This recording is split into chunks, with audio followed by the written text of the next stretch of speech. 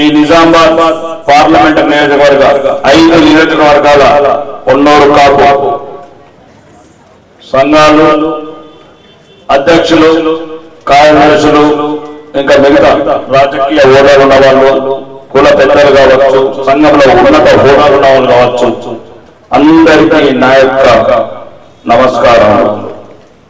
ఈ రోజు నేను ఇక్కడ ఉన్నానంటే నా చుట్టూ గన్మెన్లు ఉన్నారంటే నేను 6 ఎమ్మెల్యేలు అయ్యానంటే ప్రధాన కారణం నా ఆర్మూరు నియోజకవర్గ మున్నూరు కాపు సోదరు. సంవత్సరాల తర్వాత నా ప్రాంతం బానిసత్వంతో భయంతో విలువల టైంలో సోదరుడు అరవింద్ గారు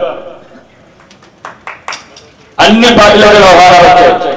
బై 1 get 2 లాంటి స్కీములు కూడా అప్లై చేశారు. క్యాబినెట్ మంత్రి పదవి మా పాపకు బాలుకొండ నా కారుమూరు. కానీ ఎందుకో ఈ టైంలో ఇంత ఆర్థికంగా ఉన్నత స్థితిలో ఉన్నప్పుడు అన్ని రకాలుగా సౌకర్యమైన జీవితము ఉన్నప్పుడు ఈ సమయంలో నా దేశాన్ని దిగడం నా ధర్మాన్ని అవాహనం చేయడం అనే ఆలోచన వచ్చినప్పుడు సోదరుడు అరవింద్ గురించి అన్న మీరు భారతీయ జనతా పార్టీకి రావాలి, మీకు తగిన గౌరవం ఉంటుంది, అన్ని రకాలుగా మిమ్మల్ని మీ గురించి తెలుసుకున్న తర్వాతనే ఈ నిర్ణయానికి వచ్చామన్న తర్వాత వితిన్ 2 months అనుకుంటాను 2 months లో ఎమ్మెల్యే టికెట్ ఎన్ని అడ్డంకులు ఎదురైనా ఎన్ని ఇబ్బందులు ఎదురైనా మా కుటుంబం మీద నమ్మకంతో మా మీద గౌరవంతో ఎమ్మెల్యే భారతీయ జనతా పార్టీ చూపించాడు సోదరుడు తను కూడా. ఎందరూ ఎన్ని అపనిందలు చెప్పిన ఎందరూ అవమానకరంగా మాట్లాడిన ఒకటే దేశాన్ని ధర్మాన్ని భారతీయ జనతా పార్టీ నమ్మచ్చాను. రాగానే ప్రధానంగా అందరికన్నా ముందు ఈ మున్నూరు కాపు సోదరులు ఈ రోజు 87 పల్లెల ఒక్క దండుగై రాకేష్ రెడ్డి అంటే ఎవడో కాదు మా బిడ్డ అరవింద్ నిర్ణయించాడు అంటే అన్ని రకాలుగా మా కుటుంబ సభ్యుడు అని భావించి నన్ను అఖండ విజయానికి దోహదపడ్డ మీ ప్రతి ఒక్కరికి మళ్ళొకసారి మీ అందరికీ పాద వందనాలు చెప్తున్నాను. ఇక ముఖ్యంగా ధర్మం సోదరుడు చెప్తున్నాడు 5 నియోజకవర్గాలు, కానీ 5 నియోజకవర్గాలలో ఈ రోజు మెంబర్ ఆఫ్ పార్లమెంట్ కాదు కావాల్సింది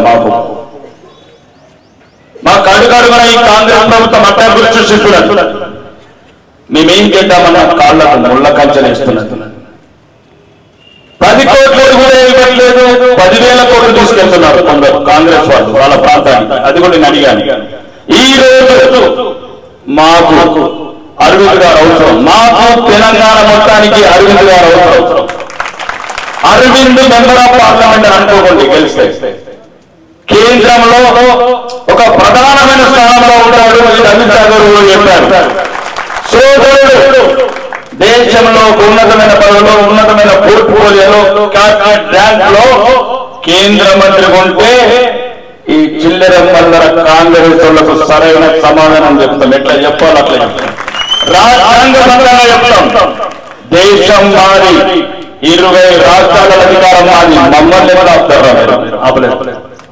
కాబట్టి నేను చెప్తున్నాను, దయచేసి ఈరోజు నేను రావడానికి కారణం సోదరుడు అరవింద్ గురించి ఎట్లా రాముడికి లక్ష్మణ్ లాగా ఒక కుటుంబం లాగా తోడుండాలని ఈ ఎన్నికలను నా పునఃసంస్కారం ఈ రోజు తెలంగాణ వ్యాప్తంగా నాకు వచ్చిన పేరు అది నాది కాదు, సోదరుడు అరవింద్ సహకారం వల్ల. ఈ రోజు రాష్ట్ర వ్యాప్తంగా రాకేష్ రెడ్డిని రాకేష్ అన్నది ప్రతి ఒక్కరు గుర్తుపడుతున్నారంటే దానికి ప్రధాన కారణం నా సోదరుడు.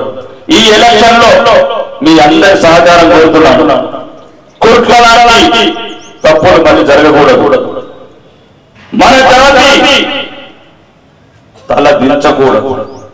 మీరు తల దించి మమ్మల్ని మీకు చెప్పే విధానం మీద నాకు చెప్పే విధానం మీదనే ఉంటాను. ఇబ్బంది పడతారు చెప్పే విధానం ఎట్లుంటుంది మరి అంటే మీరు తలదించుకున్నారంటే మేము తలదించుకుంటాం. ఈ రోజు రాష్ట్రాల్లో కేంద్రంలో సోదరుడు అరవింద్ ఎక్కడ ఎయిర్పోర్ట్ నుంచి మొదలవుతుంది సెల్ఫీలు దిగడం, అది మీరు పెట్టిన భిక్ష. మీ నిజామాబాద్ గడ్డ ఎయిర్పోర్ట్ లో సెల్ఫీల కార్యక్రమం అంటే దయచేసి ఇంకా మేము ఉన్నత స్థానాలకు వెళ్ళి మీ అందరి గురించి మన నిజామాబాద్ ప్రాంతం కావచ్చు తెలంగాణ ప్రాంతానికి ఉపయోగపడాలంటే మీరు మళ్ళీ అన్ని నియోజకవర్గాలు ఉన్నారు కాబట్టి దీన్ని ఒక యుద్ధంలో భావించండి. ఎటువంటి ఎమరపాటు కూడా ఒక్కసారి కాలు జారిన